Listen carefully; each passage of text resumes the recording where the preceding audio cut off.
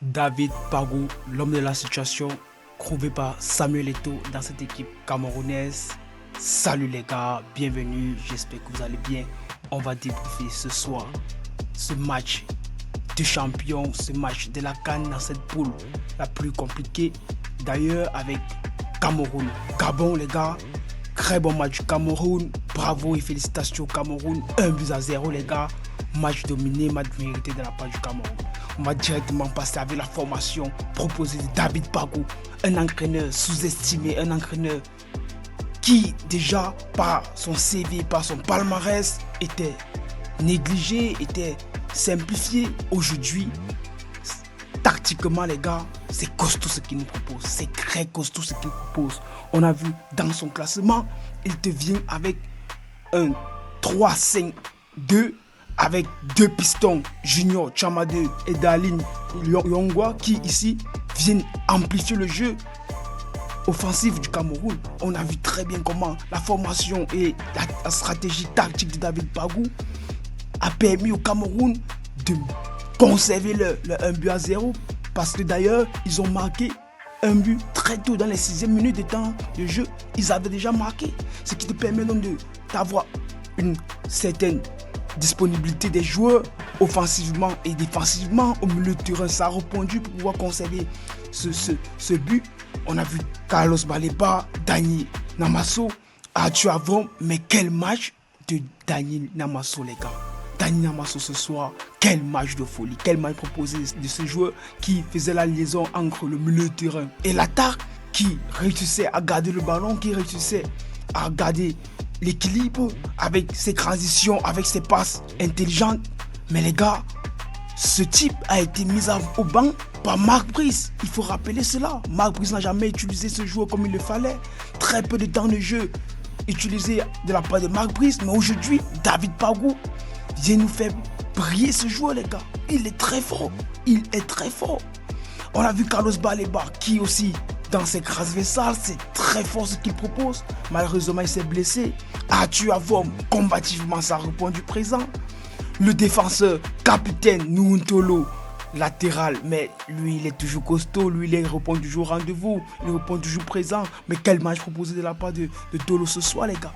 Chimalone, un joueur qu'on ne connaissait pas, un joueur qu'on vient de découvrir, avec même Koto, qui viennent aujourd'hui, les gars, amplifier la défense du Cameroun, amplifier cette défense qui manquait vraiment de jeunesse, qui manquait cette vivacité derrière. Aujourd'hui, David Pagou montre à quel point il peut être dangereux et qu'il peut apporter beaucoup à cette équipe camerounaise. On peut regarder vraiment comment, même dans ses remplacements, il prend beaucoup de la peine à remplacer poste pour poste avec Etaillon, qui aujourd'hui est l'auteur de ce but. Très bon match de Etaillon, sa façon de récupérer la balle, ses couvertures, ses remises, ça va très vite. Avec Brahim Mbeumo qui, du moins, n'a pas fait un match extraordinaire, mais a été au moins bon ce soir avec ses appels de balle, son intelligence de jeu, ses centres les gars. Mais quelle qualité de centre de Brahim Mbeumo. Déjà ce qu'il fait à Manchester United, c'est stratosphérique, c'est magique. Et ce qui vient nous refaire au Cameroun encore. Aujourd'hui les gars, nous sommes contents. Nous sommes contents de voir comment le Cameroun est capable de faire la différence, capable de proposer quelque chose de plus magnifique, de plus compétitif. Sur la feuille, on pouvait négliger cette équipe camerounaise qui a perdu énormément de leurs stars. Je parle ici de Zambouanguissa, de Onana. Mais aujourd'hui, cette équipe, pour moi, est compétitive. On peut arriver très loin dans cette CAN, les gars. C'est vrai qu'il y a encore beaucoup à revoir dans le fond du jeu, beaucoup encore à remanier. Mais déjà, on voit que David Pagou, cet entraîneur, monsieur David Pagou, les gars, a quelque chose d'utile, quelque chose de concret, quelque chose qui peut apporter à cette sélection une nouvelle ère, une nouvelle dynamique, une nouvelle consistance dans le jeu. Stratégiquement, tu me fais enlever par exemple Etaillon pour faire entrer Magritte.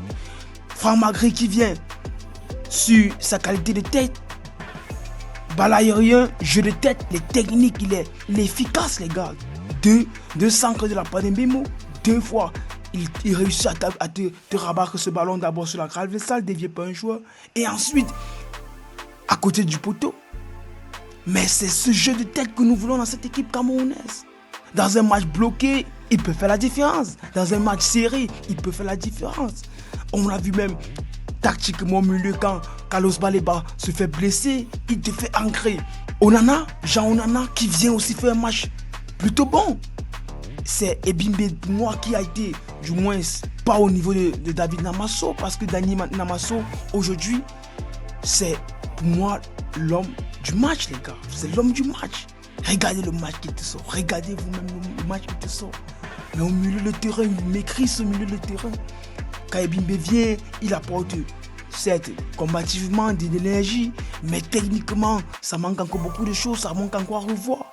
Et c'est là que je dis, avec des règlements, c'était le premier match de David Bagou dans cette sélection, on peut le dire aujourd'hui, mais déjà, il a quelque chose de positif. Il prend quelque chose de positif. On peut très bien compter sur cet entraîneur que beaucoup avaient simplifié, que beaucoup avaient mal parlé. Et voilà un Cameroun aujourd'hui qui nous rend fiers, un Cameroun qui nous rend cette fierté qu'on avait perdue depuis des années, les gars.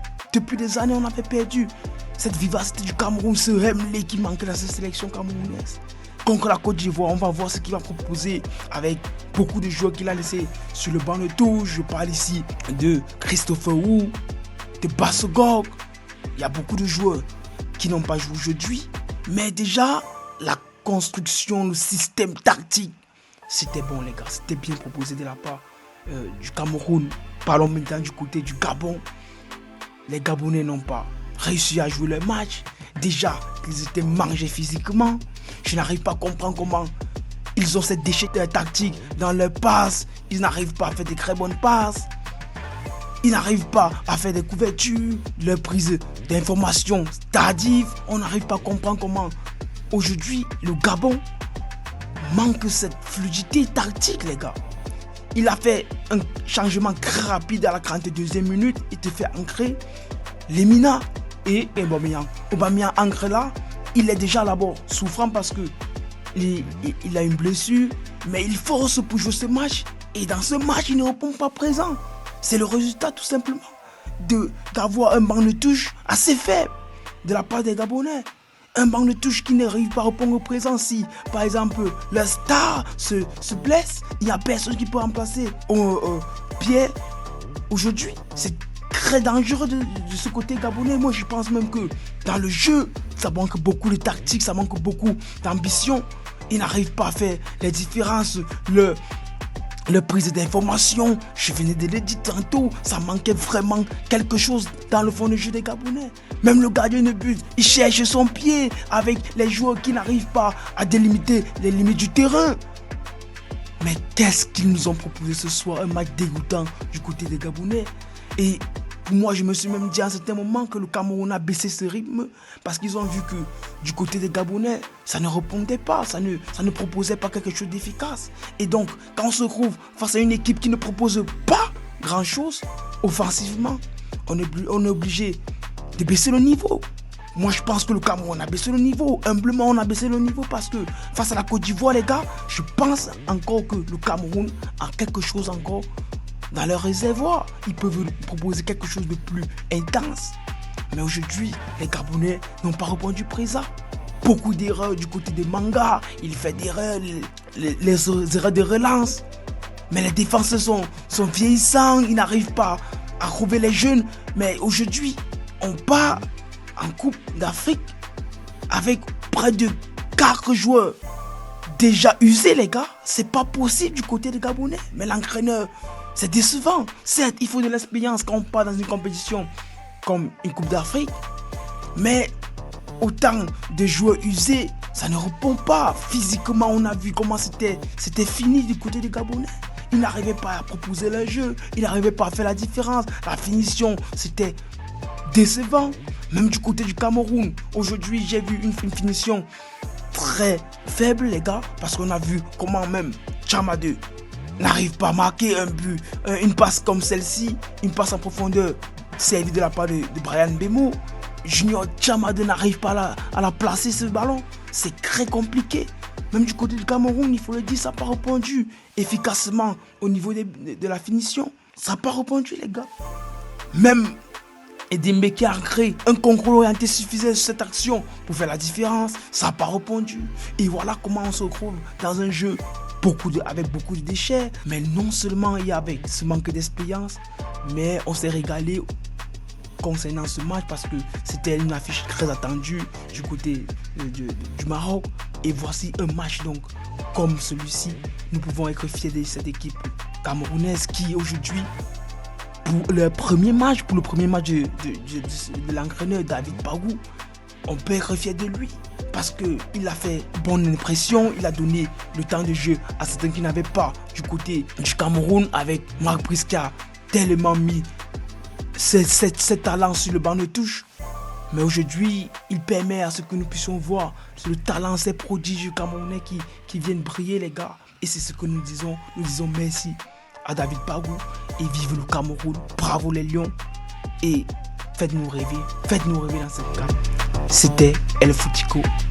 Abonnez-vous et restez connectés. On se dit ciao pour une nouvelle vidéo.